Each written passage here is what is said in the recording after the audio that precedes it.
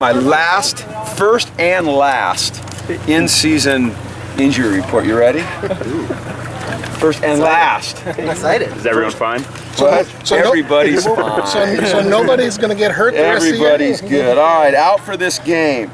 Lopez, Gain, with still have concussive effects. Johnny Johnson's going to get surgery tomorrow on his shoulder. Aaron Porter, Ian Tobler with their heads still bothering them. Result of their concussions at camp. Zach Vinci, the hamstring, and Mike Carlson, the knee. He's going to get surgery as well. Everybody else is up and rolling. There you go. That includes Bar's name in that. You sure didn't. He's good to go. Was Bar here today? He's fine. He's fine, okay. Yes, Anthony was here today, practiced at everything. How happy are you that he's fine? I'm happy that everybody's fine. I think that entering the season at the level of health that we are is a good thing. There's some guys on that list, though. You know, you look at a guy like Johnny Johnson, who's out for the year, and we certainly, we're hoping that he could play for us this year. And early in camp, he showed the ability to be a contributor. So you just have to overcome that. You know, at least we've known for a couple of weeks.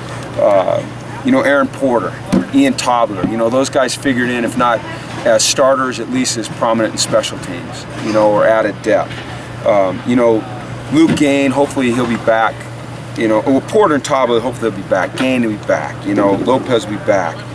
So, I think we're relatively healthy, considering, the tough camp that we had. So I'm excited about that. I think they've done a good job of taking care of each other, still getting the work in. And it's a good place to be as we open the season. Goings, you guys going to watch carefully when the game gets here? He did everything today. He's fine. He's good. And I don't mean it, I know my typical he's fine, okay? I've got a he's fine that's sarcastic and cynical, and then a true he's fine. He moved around good. It's all about that inflection. It's about the, It's fine, we're fine. Yeah, no, he's good. So he did everything. So if they're not on that list right there, then they should be good to play Saturday night unless something comes up, which I will not let you know about. Okay? So we did, it was all Nevada today. And, we presented part of the game plan this morning. And then we add to it during the week. We've gotten a chance now to look at film with them. We have to kind of search and grab as we can from different programs to try to figure out what they're going to be offensively, defensively, and special teams because of the changes they've made. And we know about their quarterback, who I believe besides Johnny Manziel and somebody else had the most passing yards combined with rushing yards in the NCAA. So they're a good team. And we went out Saturday night. We had a mock game at the Rose Bowl. I thought it was great. What we did is we took buses from here. We went to our hotel where we stay. We did our pregame meetings out there. We did our pregame meal. We took the buses and got dropped off where we would do the Bruin Walk. And now we were on our timeline. We were on our game day timeline. We went out and we went through an exact pregame. We went in the locker room, once again, timed up exactly for a 7:07 kickoff, which is what we've got this Saturday night. We wore our game uniforms, the new ones. So we've got new pants that are the actual gold, which they look great. Our jerseys are a little bit deeper blue. The numbers are bigger. Everything looks great. But we went out. We did a coin toss. We had officials. We had the scoreboard was on. We had the chain gang. We had sound piped in, and we did a game. Went through all situations, and I think it was really good for us. And I think we needed it. As young as we are, because we are extremely young as a football team. We've only got, I believe, what do we have, 12 or 13 seniors. It was just important for us to go out into that environment and feel it, and see it, and experience what Saturday night's going to be like in terms of our routine before we get to Saturday night. So it was good for us. And then yesterday was off, and today we're rolling. So everyone's excited. Bar tweeted that Hale and Sweet were put on scholarship. Were they the only ones? No, we'd already done Malcolm and Melvin. Okay. And we've still got one left, trying to decide what to do with that. I can certainly speak to it, and each one in their own right has earned it. You look at Malcolm and what Malcolm's gone through, and the way he's come back with a great attitude, and the way he's worked and run, and the way we think he's going to fit into our team, and the way he humbled himself in front of his teammates and walked back on. I think everyone has a lot of respect for him, and everyone was very excited. With Melvin, you know, Melvin's the epitome of what you're looking for in a college football player in terms of just attitude and work ethic and commitment and selflessness, and, you know, all those adjectives that we use to describe a guy, or all those cliche words that coaches use when they're talking about what they're looking for in their team. He embodies all of those things, and he's you know, we all saw, I think, last year what this team feels about Melvin at Arizona, or when we played Arizona, he scored, you know, and the kid, he deserves it. Logan's sweet. You know, he had overcome some things in high school. He came in here last year. There was a point in time where Logan was, I mean, his toes weren't just hanging over the edge. He was like, you know, his heels were the last thing. I mean, he was about out of here, and he worked himself back, and that was football, that was school, and he's just become, to me, a real, I don't know if you want to say role model, but in his way, a role model for what you're looking for, you know. And then Trey, you're not going to find a guy out here that works harder and gets more out of what he has than Trey Hale, and that's year-round. That's in the weight room, that's on the field in off-season workouts, that's during practice, that's during games. I mean, this guy's played D-line, he's played O-line, he's played fullback, he's played Y, you know. I mean, he just, whatever he has to do, he's going to do.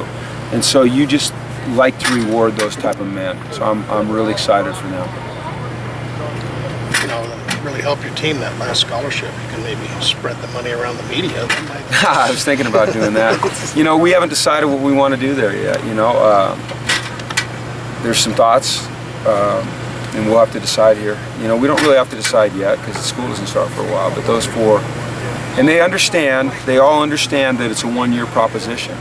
You know, it's a little bit different than when you come in on scholarship, and even though it's a one-year proposition, it's kind of assumed that it'll be renewed unless you really screw it up. So they all understand that it's a one-year proposition, and they've got to earn it back, and that we're going to go out and recruit hard, but I think they're all very, very grateful. So I'm excited for them. I'm really excited for them. Brett took 52 sacks last season. How many of those, the Brett of this season, how many of those do you think he would have cut down had he had the same decision-making kind of that he has now? Is that something, you know, you can see him cut in half this year? I hope so. I think that, I mean, that's a big deal. That's a large number. And, you know, people initially try to point at protection, you know, but we all know that it's a multitude of things. And I think Brett now, the new Brett, well, the new and improved Brett, or I shouldn't say new, the improved Brett, I think he'll get rid of the ball quicker. I think he'll decide to run with it quicker. I also think that we've got an offensive line that's going to be much better than it was last year, especially early in the year.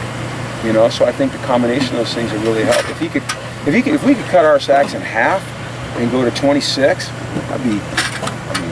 we'd all be happy about that. You know, especially as often as we throw the ball. Is that something that gets maybe a little skewed just because of how many plays you're running? That it's higher, or is it just high in general? It's just high. It's too high. I think I don't know where we rank in percentage of sacks per play, but I do know in just overall sacks we were not good at all. We were poor. So we've got to improve that.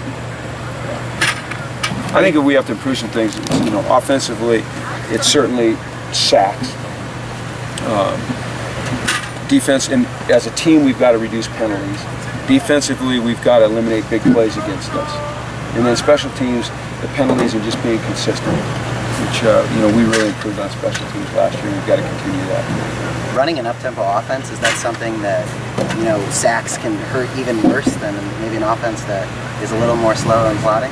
I think sacks just hurt your momentum in general. I really do. I think whether you're huddling or you're going on the ball, it just takes your momentum away.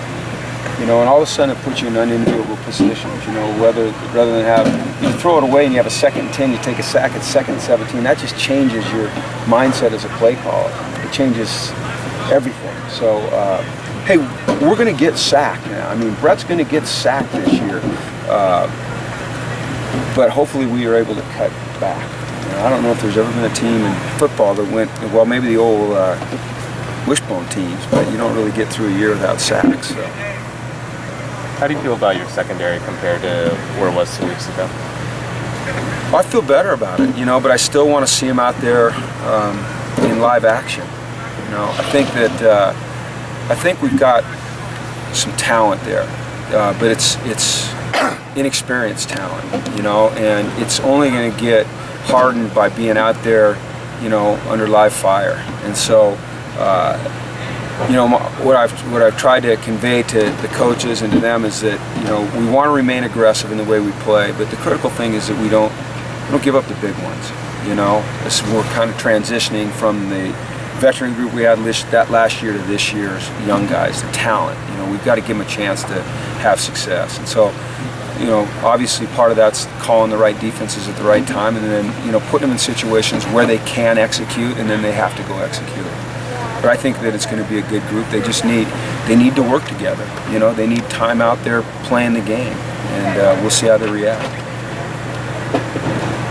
So, okay, all right. I'll see you guys tomorrow.